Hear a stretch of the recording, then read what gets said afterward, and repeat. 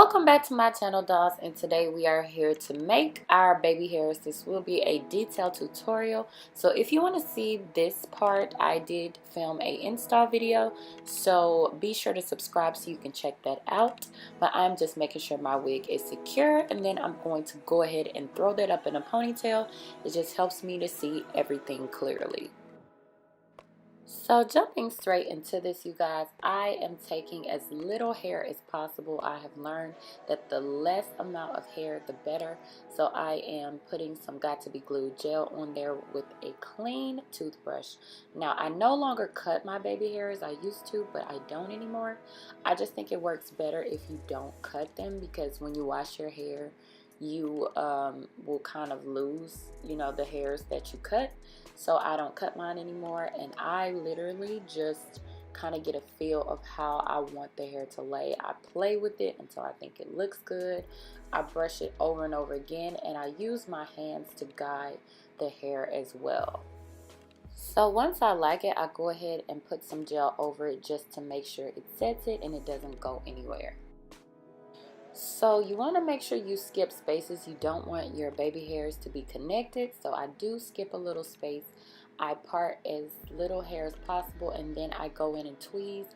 You want very few strands, and this is really literally a repetitive process, you guys. You just add that gel and you just swoop the hair. You just play with it, guide it until it looks good to you. I did notice that if you have the swoops the same size, it doesn't look as good. So I vary in how far out I swoop my baby hairs, and I'll show you guys a clip of it side by side so you can tell the difference. You see how they're kind of both big, but it looks better if you kind of play with the sizes of the swoops. See here, they're about the same size, so it doesn't really look that good. So I play with it a little bit more, made it a little smaller, and you can see the difference. Small details really matter. You can see on the left, they're the same size. It doesn't look as good as the right side. So I'm going to continue to take small amounts of hair and tweeze it if I think that it's way too thick.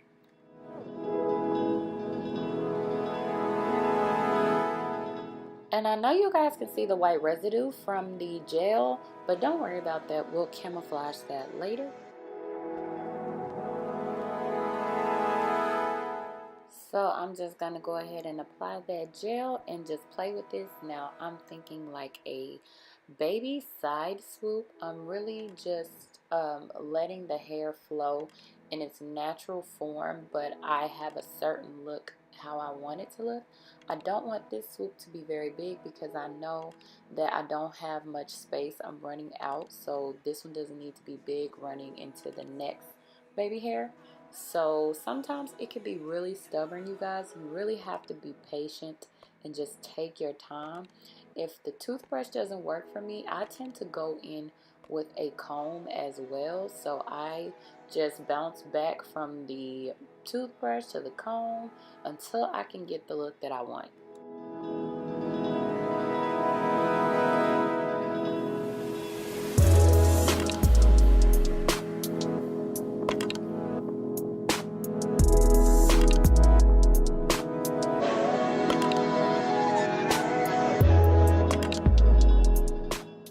So for the sideburn, I am parting very small amounts of hair, and I want it to look like a natural sideburn. Sometimes I keep my sideburns really long, but I am feeling a short sideburn, so I am going to just make a little small swoop and then cut the hair to kind of be shorter than my ear.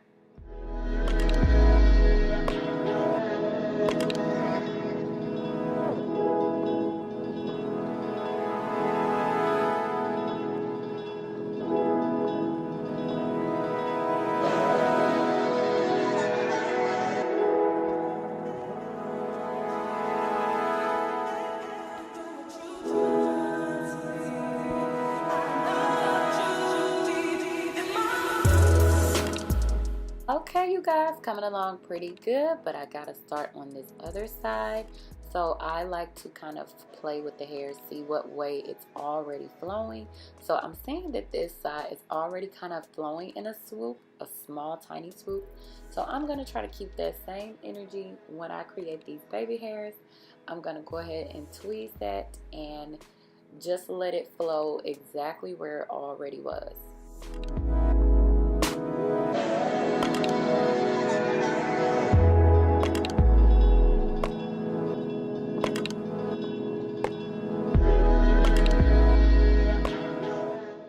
So y'all can see I'm using that comb and that toothbrush and my hands, you guys. You have to use your hands to guide the hair. Now y'all can really see how natural that looks. That looks really, really natural, you guys. So I'm just going to go ahead and create one last baby hair that is for my sideburn, of course. Now this side gave me a little trouble. Sometimes they don't always match, but I do like to look at the other side as a guide. So I see that I grabbed too much hair, so I just kind of try to mimic the other side. They don't always look exact, kind of like your eyebrows, but you know, you just got to work it out. Just try to make them look very similar.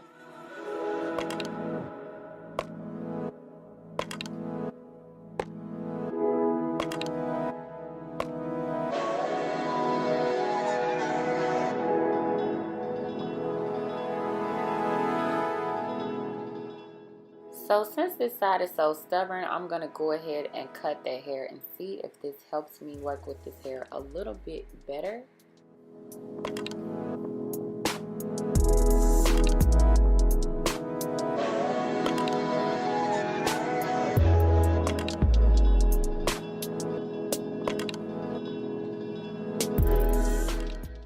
So once you have your baby hairs complete, I like to grab my Gotta Be Glued spray and just go ahead and leave a thin layer of spray all over my lace and my baby hairs, and then I tie it down just to set that and make sure that nothing's going anywhere. And you can go ahead and do your makeup in your spare time. So we're getting down to our last steps where we want to camouflage our non-bleached knots and our white residue. So I'm just grabbing my foundation powder and just going in and camouflaging those knots and any imperfections I see in the lace. This just helps the lace melt into your skin. It helps it not look like an actual lace just sitting on your head.